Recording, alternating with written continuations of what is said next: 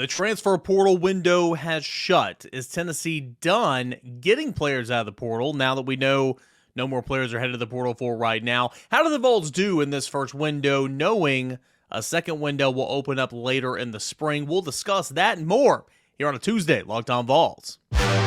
You are Locked On Vols, your daily podcast on the Tennessee Volunteers. Part of the Locked On Podcast Network, your team every day.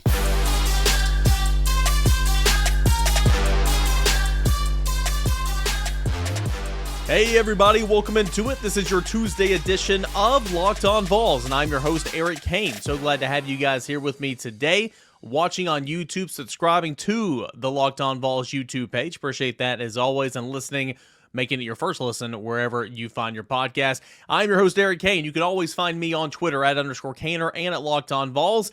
In today's episode, it's brought to you in part by FanDuel Sportsbook, the new official sportsbook of Locked On. Really excited about them, where you can make every moment more. Visit FanDuel.com/LockedOn today to get things started. We got a full slate of things to get into here on this Tuesday. We're going to recap and analyze Tennessee in the transfer portal. As I mentioned in the cold open, that portal is closed. No more players can jump into the portal right now. There are still some players in the portal who have yet to find a home that could be on the way. When I say players, really player that we're going to highlight today, but the clock is ticking.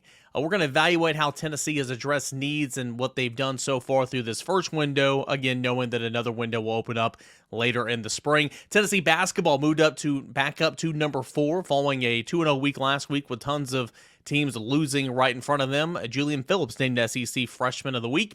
And then we're going to get to your mailbag questions in segment number 3. All that in store here on a Tuesday show. Appreciate you guys, as always, for taking the time to hang out with me here today.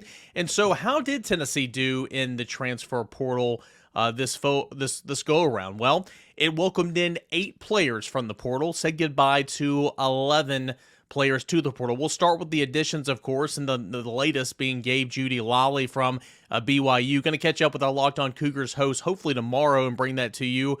More on Gabe Jeudy-Lally, on what makes him tick at corner from BYU. And, of course, he started his career at Vanderbilt in the SEC. Big-time position of need. Not much less because of players or numbers at that position, but you just need better production out of the secondary. I think there's no doubt about that. So adding an experienced guy, a guy that graded out at 79.1 according to Pro Football Focus on over 600 snaps this past season, that should excite anybody because that is much better than any other Tennessee cornerback has on roster right now. That came down the pike earlier. I guess that was last week, the latest addition, and Gabe Jeudy-Lally.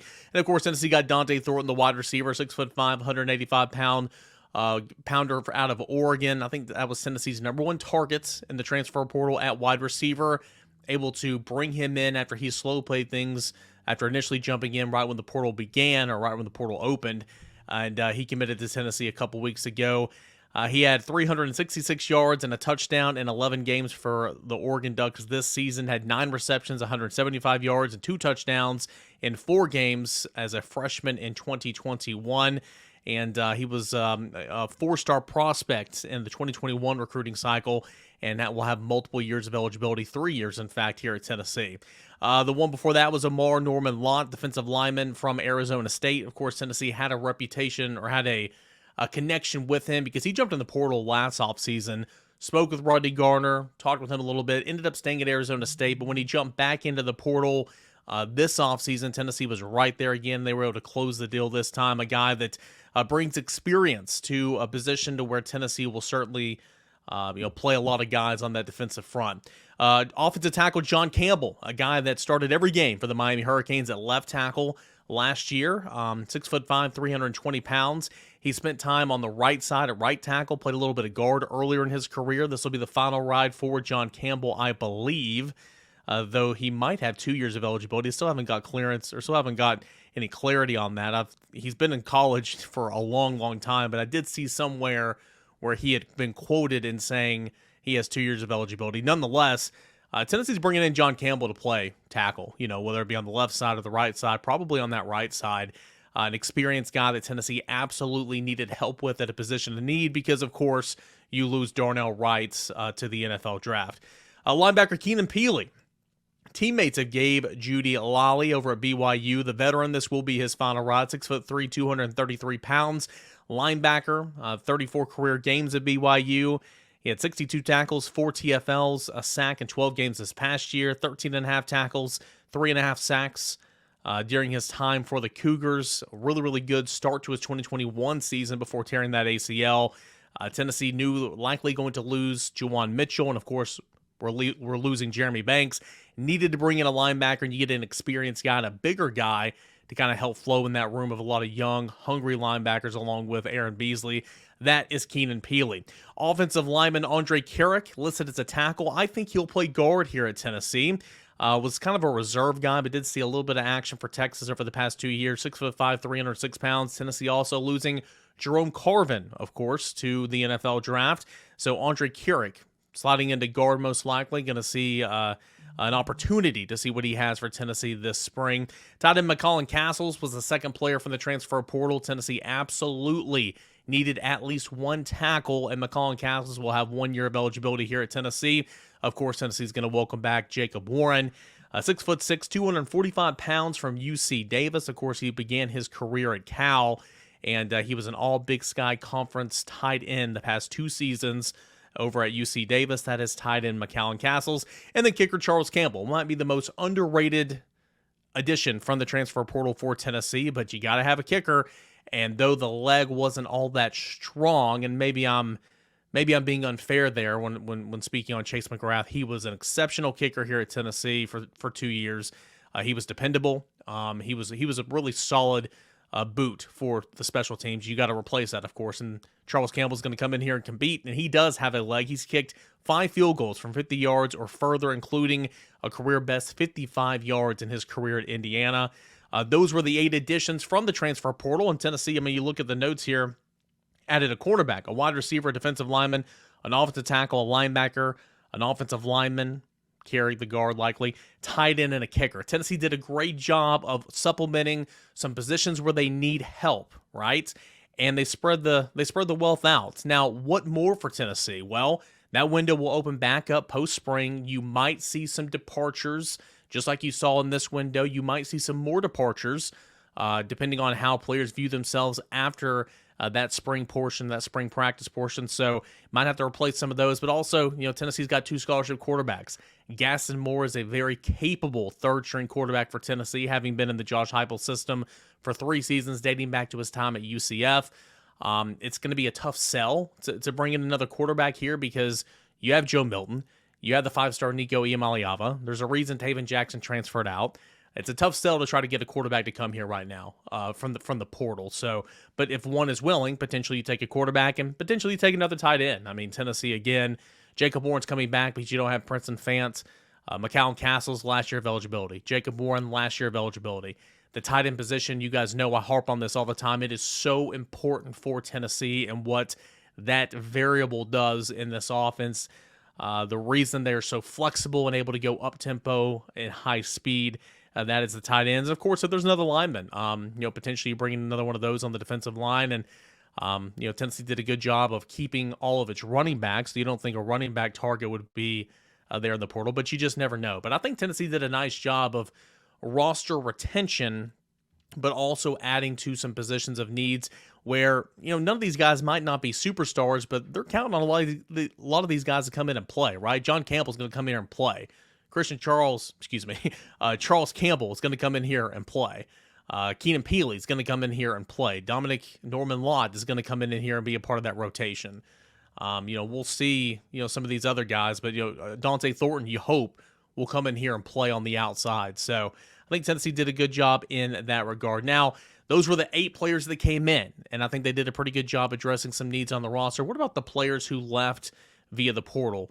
I keep on saying roster retention. And yes, Tennessee lost 11 players to the portal this go-around, but none of these guys were shockers. The majority of these guys just looking for other opportunities to go out there and compete, right? Because they weren't getting those opportunities here at Tennessee. Quarterback Taven Jackson, wide receiver Walker Merrill, offensive lineman R.J. Perry, running back Justin Williams-Thomas, wide receiver Jimmy Callaway, defensive lineman Jordan Phillips, wide receiver Jimmy Holiday, tight end Miles Campbell, linebacker Juwan Mitchell, offensive lineman William Parker, and running back Laneith Whitehead. You lost 2 running backs, you lost 3 wide receivers, and Tennessee did a good job of recruiting to help kind of fill those voids, and also got a wide receiver from the transfer portal. So none of those guys I mentioned, I think they can be good football players, and if they would have stayed here at Tennessee, potentially some of those guys could have turned into good football players here in Knoxville, but none of those guys played a big role for Tennessee this past football season. Juwan Mitchell, of course, did. It never really materialized here at Tennessee. It's no shocker that he left via the transfer portal. A veteran guy that missed a lot of time throughout his 2 years here in Knoxville.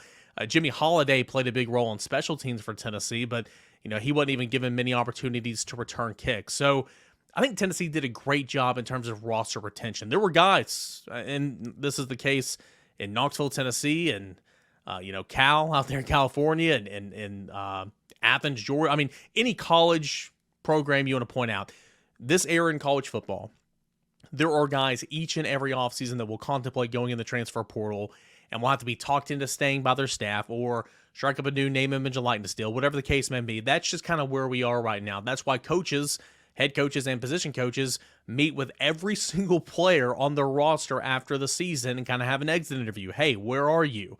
Are you happy? Are you wanting to stay? Are you wanting to leave? What do we need to plan for? What do we need to recruit for? Stuff like that.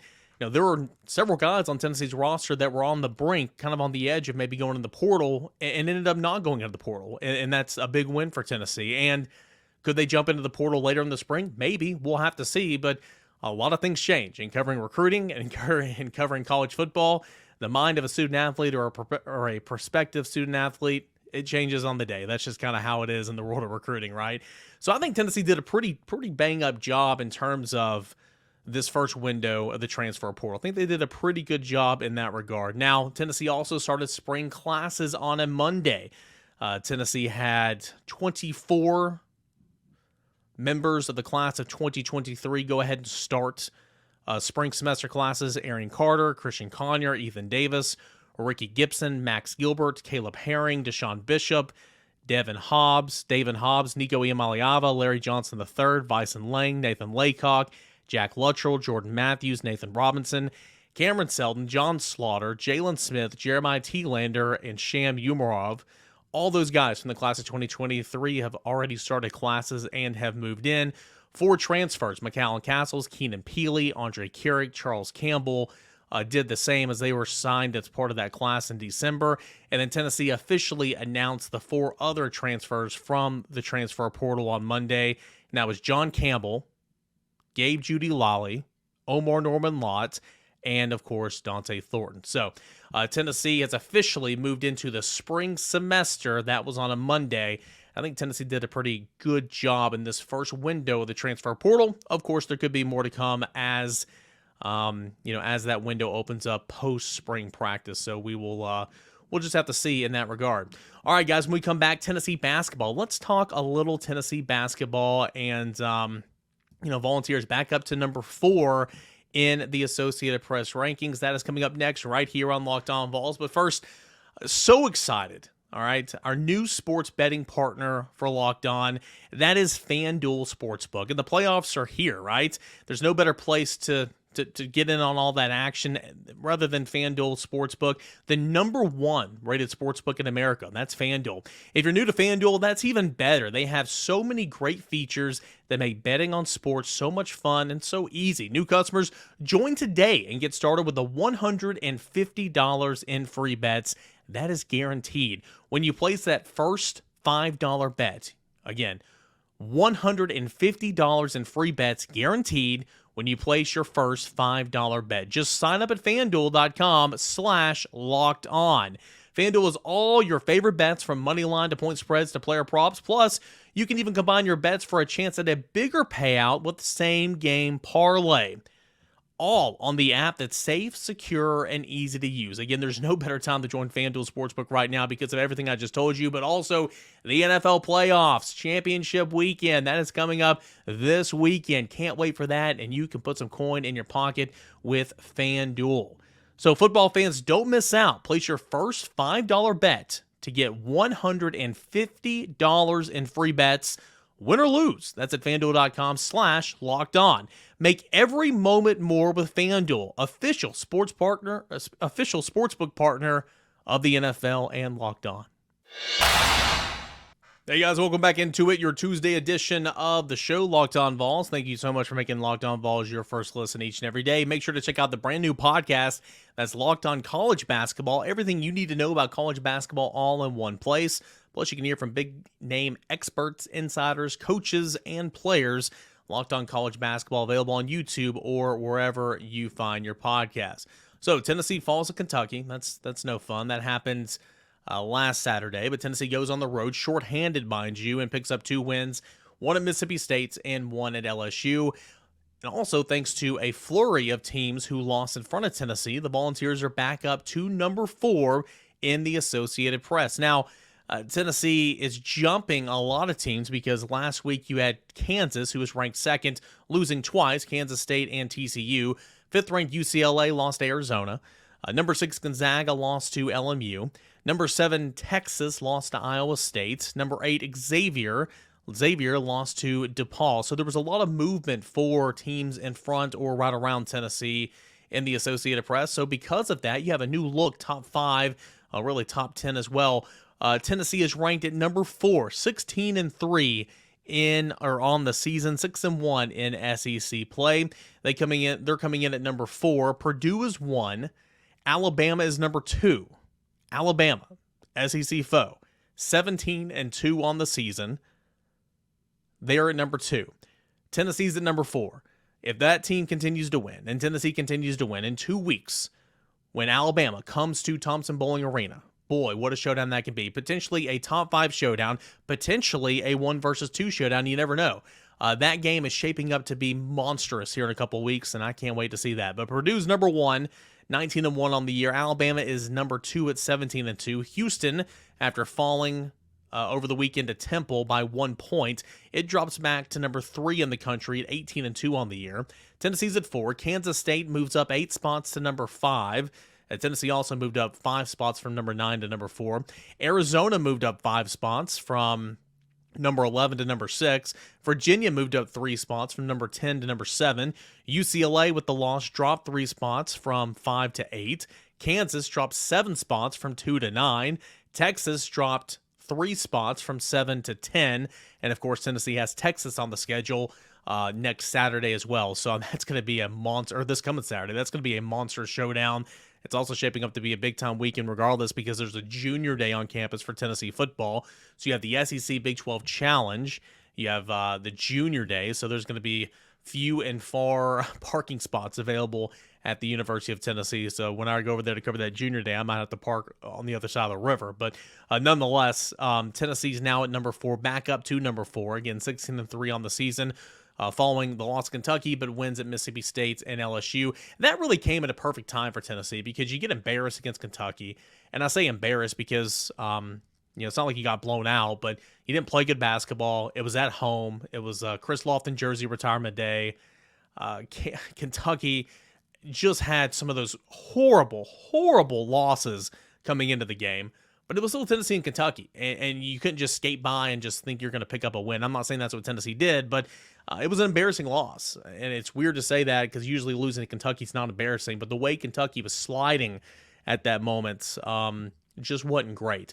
But you get 2 kind of pick-me-up games at Mississippi State and, of course, at LSU, and because Tennessee was dealing with some injuries and some illnesses throughout the week, at Mississippi State, you were without Tyreek Key and Santiago Vescovi.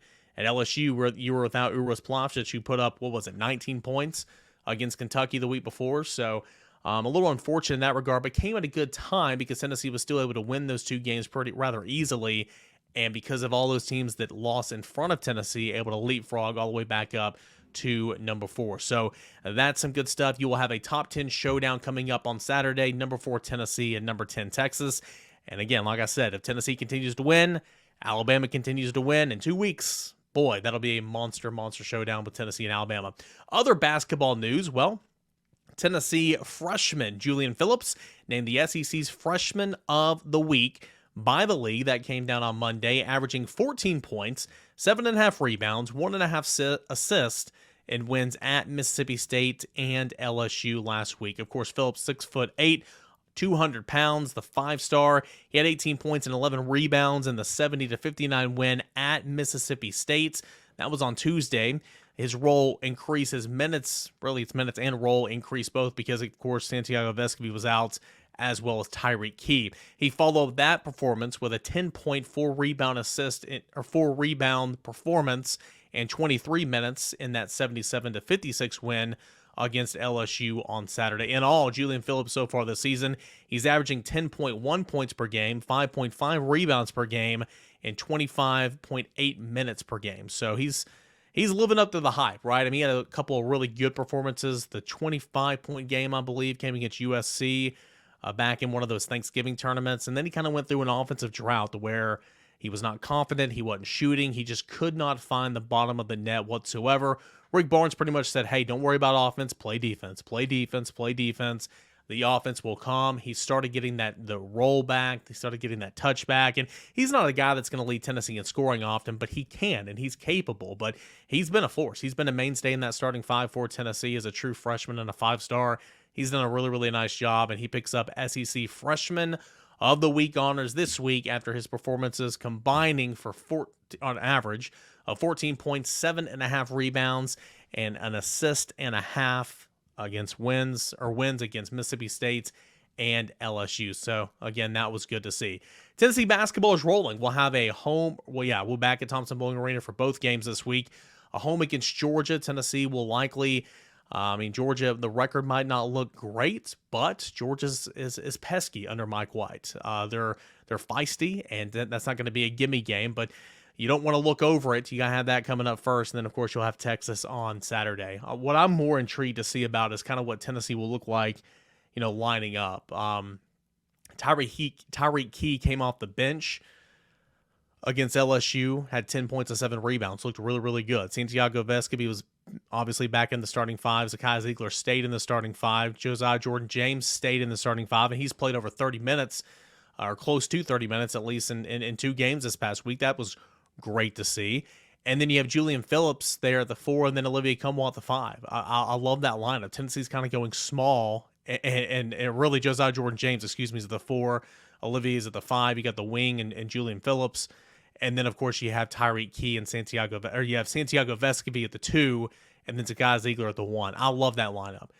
Can Tennessee play that lineup every single minute of every single game? Absolutely not. You'll have to bring in some guys to crash the boards and to some length down there in the box, and that's where Uros comes in. That's where Jonas Adu comes in. Toby Awaka will come in there. But I like Tyreek Key coming off the bench. He looked more confident. He looked more in control than I think he has maybe at all this season. So I like that new small look for the University of Tennessee. A lot of flexibility there, and it truly shows what this team is capable of when you have a healthy Josiah Jordan-James in there, and just so much lineup flexibility. So I like to see that. Tennessee back up to number 4, Tennessee basketball, and of course Julian Phillips is named SEC's Freshman of the Week. We have some questions on Tennessee basketball, but mostly about Tennessee football, a little recruiting. We'll hit your mailbag questions here on a Tuesday, and that's coming up next right here on Locked On Vols. All right, guys, we got a final segment left here of this Tuesday edition of the show. This is Locked On Vols, your first listen every single day. As always, I so appreciate your time. You could be spending it listening to whatever podcast you want, listening to whatever music you want, or simply not listening to anything at all. But you're choosing and to watch Locked On Vols, and I can't thank you enough for that. I really can't. It means the world to me. All right, your mailbag edition of the show. It's when you take over the show every single Tuesday. And let's get into it right here. We'll hit up the YouTube channel first. This is from Mr. Jones6696. Got 2 questions here. Is this the best that Tennessee athletics as a whole has been from football, basketball, and baseball? They're all consistently top 10.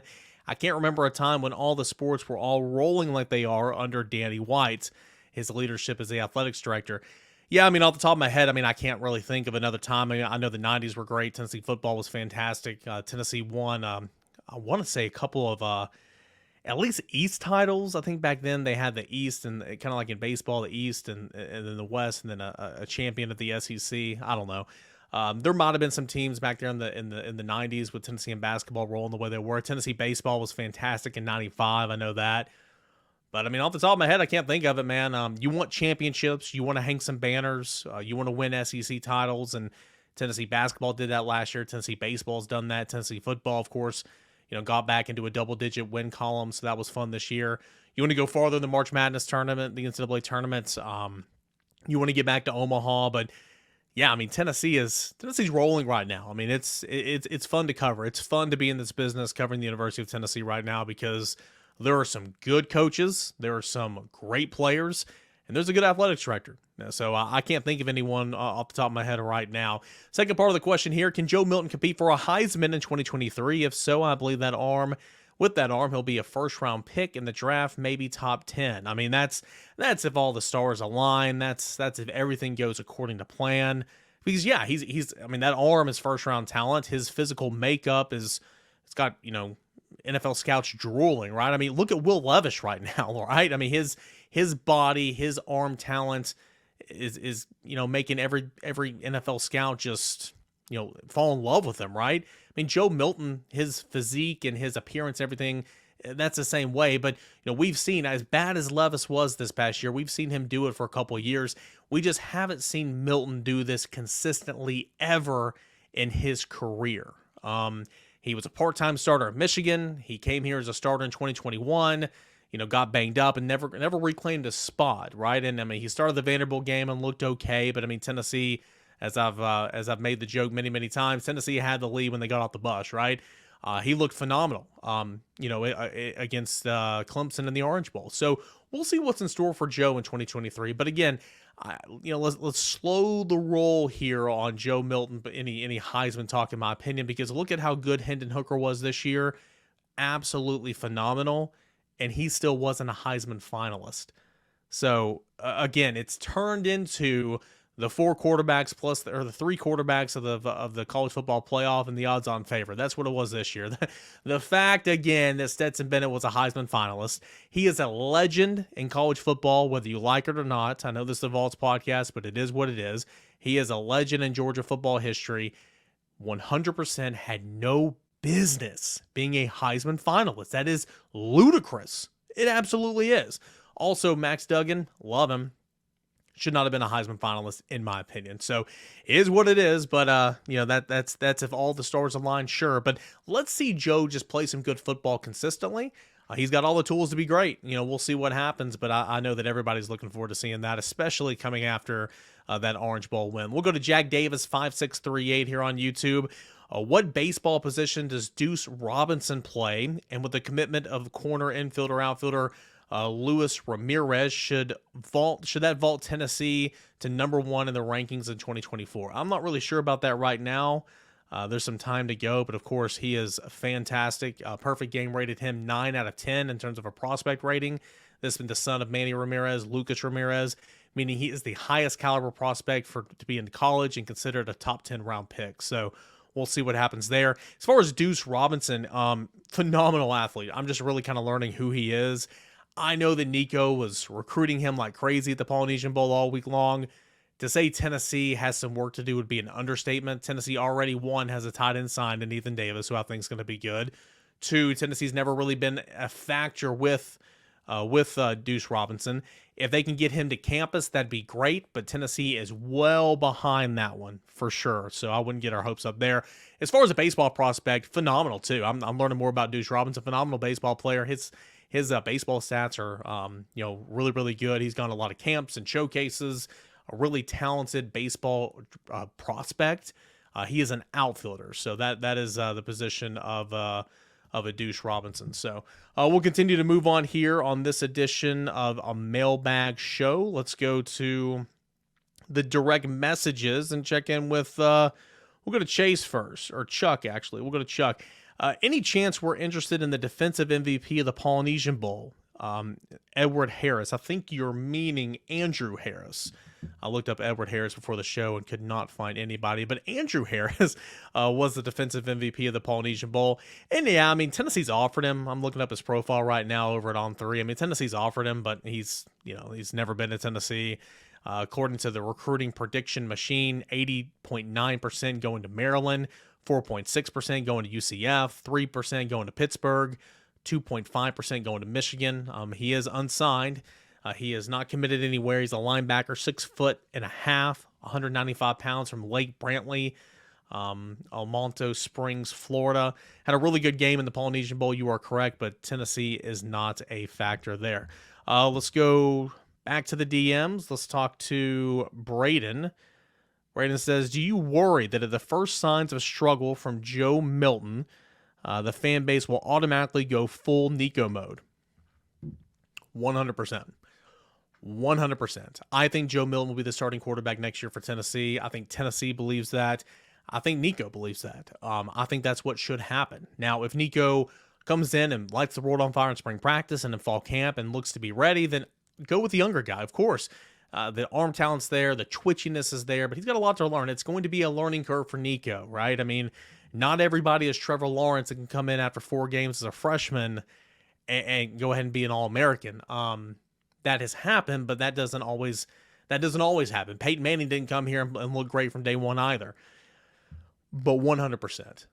I mean, the first overthrow, the first interception, the first sack fumble, the first ugly-looking duck.